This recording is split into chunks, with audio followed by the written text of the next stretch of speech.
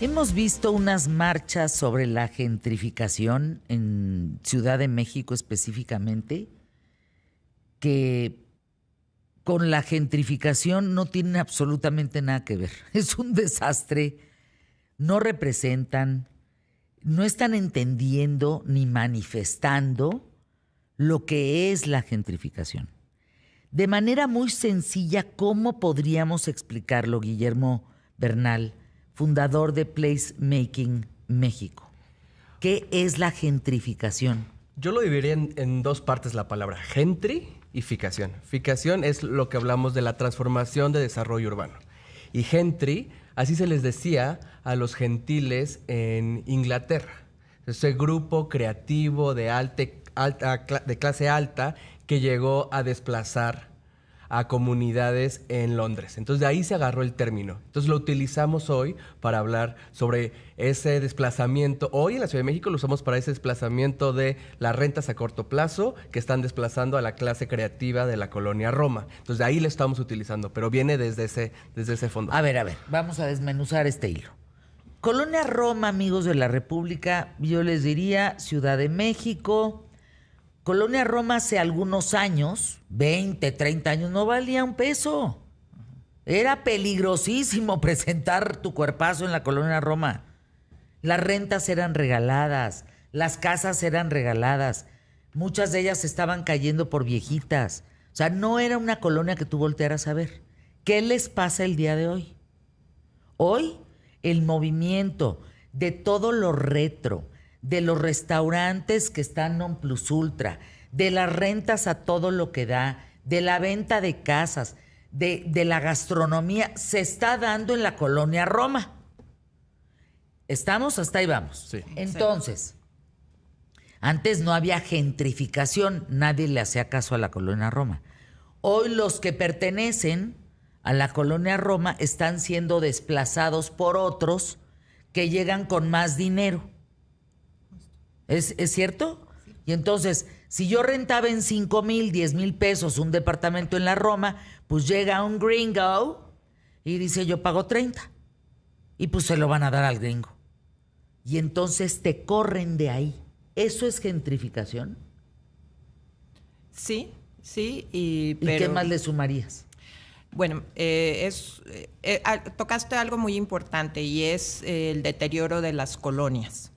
Justo la parte de la Roma, la Condesa, están en una zona sísmica y fueron muy dañadas en el terremoto del 85. Entonces, ¿como cualquier otra colonia en la República? O sea, ¿pasaría lo mismo en Monterrey, en Guadalajara, en Chihuahua? Sí pasa en los centros de las ciudades o hace rato platicaba con Guillermo y con Silvia de ciudad satélite, en donde allí el fenómeno es que los que se están quedando son gente ya de muy mayor, y entonces no tienen pensión. Sus casas se están deteriorando y entonces pues muchos han estado optando por vender sus casas y llegan desarrolladores y eso tiene a la gente con mucha tensión. Entonces no es solamente estas colonias Roma y Condesa, se está presentando en varios lugares. No es solamente el factor de los extranjeros y creo que eso es muy importante dejarlo claro porque estamos generando discursos de odio que creo que aumentarla en este país uno más es terrible, entonces hay que verlo multifactorial. Palabras sencillas, digamos, es la transformación de barrios por aquellas personas que tienen mayor poder adquisitivo, que tienen más dinero. Transformación y desplazamiento. O sea, es esa expulsión de la población originaria. No solamente es la transformación. O sea, la transformación urbana per se es buena. El problema es cuando se generan desplazamientos a las personas que viven ahí y que de repente se les va su renta al triple y se tienen que salir, o se les va su comercio que iban toda la vida a comer y se transforma totalmente. Ese es el problema, pero no es la transformación. La transformación per se la celebramos los urbanistas, pero lo que no celebramos es esa externalidad que genera para las personas. Silvia Mejía, asociada en Steer México. ¿Qué hace Steer México? Pues tenemos 3 grandes áreas, pero movilidad. Todo lo que movemos lo analizamos en STEER. Entonces vemos los desplazamientos de las personas, los sistemas de transporte masivo, aeropuertos, trenes, metros. Esa es nuestra especialidad, analizar la movilidad. Ahora, yo no sé ustedes, somos el público más inteligente de la radio y la televisión en México, y yo creo que ninguno de nosotros y ustedes, público, pudieron entender esto de las marchas, de la gentrificación. ¿Nos pueden explicar, Silvia, Guillermo, Sandra Herrera, qué pasó? Pues yo creo que es un poco entendimiento justamente del término, ¿no? Creo que ha pasado muchas veces que se politiza o que se empieza a pensar en la palabra y de pronto, pues creo que genera caos, ¿no? Pero la gentrificación tiene aspectos positivos y negativos, ¿no? Y yo hablaré un poquito de los positivos, que es como esta reactivación económica de colonias que ya estaban marginadas y quedadas al olvido, y que cuando fueron en su origen establecidas, pues son modelos urbanos por excelencia, ¿no? Que por eso creo que están regresando ahí las personas que les gusta vivir la ciudad de una manera caminable. Yo que estoy en la parte de movilidad, pues una colonia en donde puedes salir, caminar, sí, tomar un cafecito. Es que no se puede caminar en la Ciudad de México. Exacto. Hay zonas en Guadalajara donde sí. Hay zonas en Nayarit, en Mexicali, en varias partes de la República donde puedes caminar. Pero en general, México no es caminable. Exactamente. Más que en pueblos mágicos. Sí, o estas zonas que es, pues, estas colonias, ¿no? Que te ofrecen eso, los parques, los atractivos, estas viviendas. Pero bueno, la parte negativa es justo lo que mencionaban, que de pronto entonces hay una disparidad y se empieza a abrir una brecha en donde pues las personas con menos poder adquisitivo pueden vivir ahí y pues que ya ahí no es justo, ¿no? ¿Y a dónde se ve esa gente?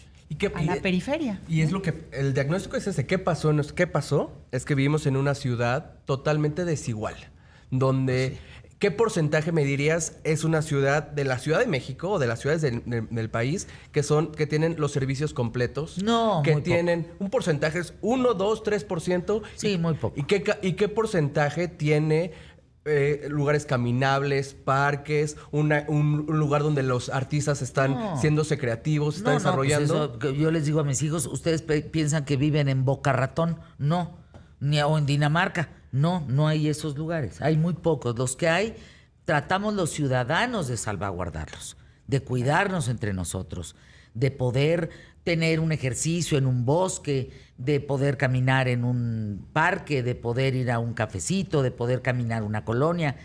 Pero pues estás a la expectativa de quién te dé el bolsazo, quién te dé el madrazo, quién te tira. No está y bueno. Por eso pasaron las manifestaciones, porque la gente, la gran mayoría de la población está enojada porque no tenemos los servicios urbanos que nos merecemos. Y si en la Roma, que es una clase creativa, o incluso ahí están siendo desplazados por una élite global que está llegando a la ciudad, y son muy ruidosos ellos sí, pero la mayor cantidad de la gente en la ciudad no se queja tanto. Pero ¿por qué está tan de moda el término gentrificación, Sandra?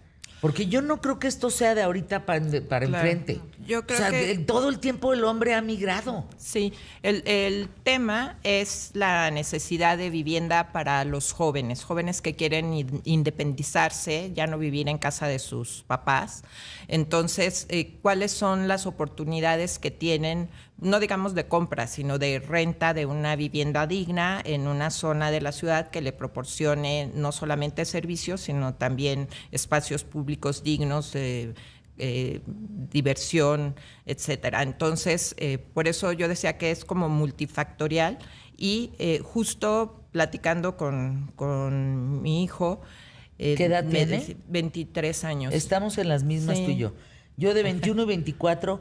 Y lo que está diciendo Sandra es un gran tema. Gran tema. ¿Cómo la van a hacer para independizarse? Así es. Entonces, es lo que él me dice. Mamá, es que los jóvenes están buscando cómo tener vivienda y pues no vemos ninguna oportunidad.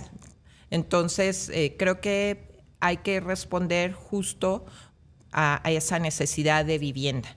Entonces, sí es necesaria la regeneración de zonas de la ciudad y, por ejemplo, se habla de lo que está atrás de lo que era Cuatro Caminos, que era una zona industrial de Naucalpan, que ya no tiene ahí industria, es muy peligrosa, algunos tienen bodegas, muy pocas fábricas quedan allí. Entonces, pues lo que se está viendo es que es una zona que está en el centro de la metrópoli, en el centro de la zona metropolitana del Valle de México, junto al metro, junto a líneas de transporte público, y no está siendo valorada para la gente, sino está simplemente abandonada. Entonces hay que encontrar esos puntos de oportunidad para generar vivienda más céntrica y no seguir ¿No será expulsando. tiempo de volver a las vecindades?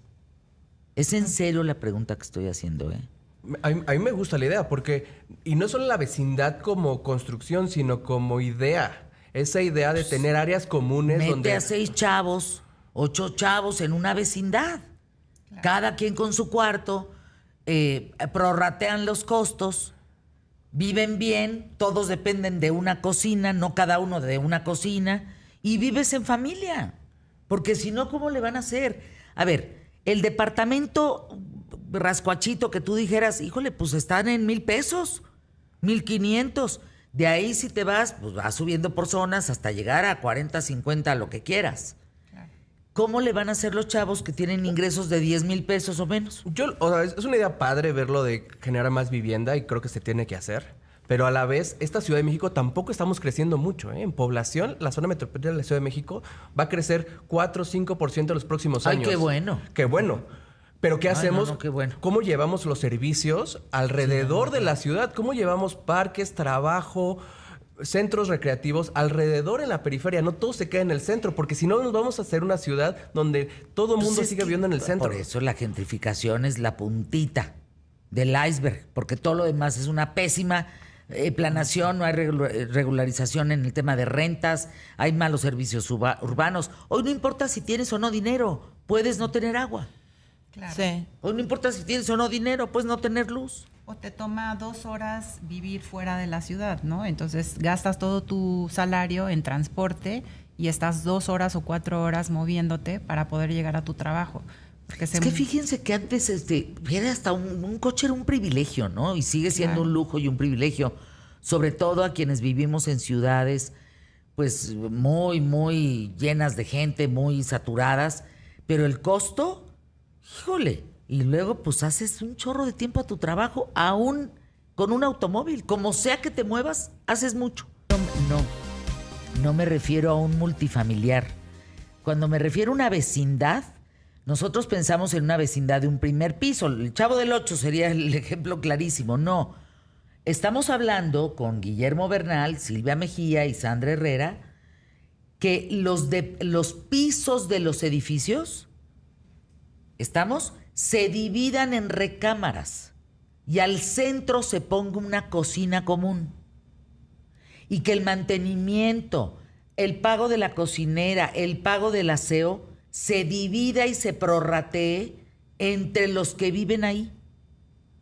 Porque si no, ¿cómo? Imagínate vecindades de un piso, pues ¿para dónde le jalamos? No cabemos. Claro. México, la Ciudad de México está muy saturada. ¿México en general está saturado? Yo creo que no, Ciudad de México es un caso punto y aparte, ¿no? Yo lo vería así. Yo he tenido es caso para la hormiga, ¿verdad? Sí, es una cosa terrorífica. Estuve en Guadalajara hace un par de años viviendo y es distinto. O sea, las rentas son distintas, las oportunidades son distintas, pero también es una ciudad que está creciendo mucho hacia la periferia y también hay procesos de gentrificación y las colonias centrales también están padeciendo de lo mismo. Entonces, si quieres rentar una casa en una de las colonias antiguas, pues es carísimo, pero si te vas hacia la periferia empieza a ser más barato hasta que encuentras casas de 6,000, 7,000 pesos en renta. Pero ¿cuánto te toma llegar al centro de la ciudad, no? Vamos a escuchar a las personas, al público más inteligente de la radio y la televisión en México. La Roma está sobrevalorada, dice la neta del planeta. Construyen en una zona roja que en cualquier sismo se van a sacar un susto. Ahí va a haber una tragedia. En la Roma vivían familias que podían vivir con convivencia. En cuanto llegaron los restaurantes, empezó el problema. Llegó gente sucia, huele horrible. Alejandro dice, buenos días, ciertamente la gentrificación puede traer problemas, pero también beneficios. San Miguel de Allende no sería el foco turístico que es hoy si no hubiera este fenómeno. Hay que regularlo con visión y con futuro. Ramsés, los gobiernos deben llevar y prever mejores servicios a toda la ciudadanía. Más preguntas del público. No es que están a todo lo que dan. A ver, aquí dicen, por ejemplo, ¿de qué manifestantes me habla el invitado? Se nota que ninguno de los manifestantes tiene recursos para vivir en este tipo de colonias. Ni con ni sin gentrificación, por favor. Vi gente de esas colonias manifestándose. Irma Tlatelpa de Ciudad de México. Por acá, Colonia Irrigación queda entre la zona Carso y la nueva embajada de Estados Unidos. Las rentas están subiendo importantemente, pero ojo, no han cambiado las calles. Los servicios siguen exactamente igual y las rentas van subiendo. Berenice Llamas del Estado de México. Fer, esto de la gentrificación es lo que antes era barrio. Ahora es bien fashion y bien mamuco. La culpa es de nosotros por andar comprando caro. ¿Tiene razón? ¿La culpa es de nosotros por andar comprando caro? La colonia Roma fue diseñada por Porfirio Díaz para los ricos de la época. Después llegó la revolución y los tomaron de la revolución. En el 85 definitivamente se vació. Sismo, claro. Se vació la colonia porque está en el lago, ¿no? En el ex lago de la Ciudad de México está la ciudad. Entonces, por supuesto que se vació. Después llegó una comunidad creativa, arquitectos, periodistas, jóvenes en ese momento, que era una zona bonita para vivir. Y hoy están siendo expulsados ahora por los Airbnbs. Esa es la realidad de la zona. Nunca ha sido una zona que haya sido 100% accesible para todos. Siempre ha sido una zona de élite. El Airbnb es usado, lo contrata quien vive ahí o quien va de pasada como turista o estudiante. El que renta es dueño y él pone los precios. Entonces es interno, ¿no? Es que pones... no, ¿qué tal? Culpas al extranjero, pero en realidad el que pone el precio de la vivienda, el que está manipulando los precios, somos nosotros, nuestros vecinos. Es lo que dice Julio Lezama. Es que si yo soy dueña, pues yo haré los ajustes para ganar más. Y se vale, cada quien tiene el derecho de hacer lo que quiera con su propiedad. Pero donde te lo pague uno, ya se jorobaron los demás. Pero no cuando afectas al otro. Sí, y comentabas lo de regular los precios de la renta. ¿Se puede? Es peligroso. Ya pasó la Ciudad de México por ese fenómeno de las rentas congeladas en el centro de la ciudad. Mi familia viene de la colonia Guerrero y yo me acuerdo de la vecindad donde vivían mis abuelos que pues llegó la renta congelada y la verdad es que al dueño que vivía ahí en uno de los departamentitos, le era mucho más caro cobrar la renta que ya no cobrarla. Entonces el deterioro que empezó a haber en esos edificios fue tremendo, al grado de que pues muchos después tuvieron que derribarse y entraron los multifamiliares, no Tlatelolco, sino más pequeños después del sismo del 85. Entonces sí es peligroso. El centro, el primer cuadro de la ciudad también tuvo viviendas de vecindades en edificios muy bonitos que por ese congelamiento se deterioraron completamente. Unos se han podido rescatar, otros los tuvieron que tirar y solamente las fachadas quedaron. Entonces sí es muy peligroso el congelar las rentas.